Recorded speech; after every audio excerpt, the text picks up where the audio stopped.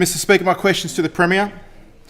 Premier, a man who in 2020 murdered his girlfriend has been released into the Orange community following a recent decision by the Mental Health Review Tribunal. How can victims' families in my community have confidence in the system that allows this? And will your government act to strengthen oversight and put victims and community safety first? I call for Premier.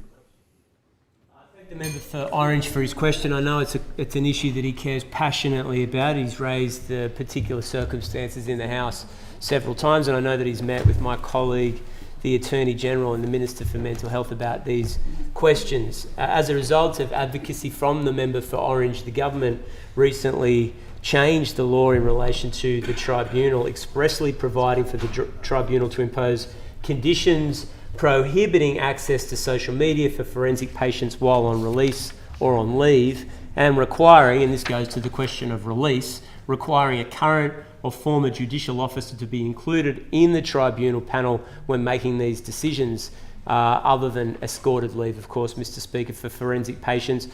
Those changes were enacted and implemented on the 2nd of May 2025, and of course we'll monitor their real-world application to ensure that the public is safe and that victims' families can understand the circumstances relating to the person who's been incarcerated by the Mhrt.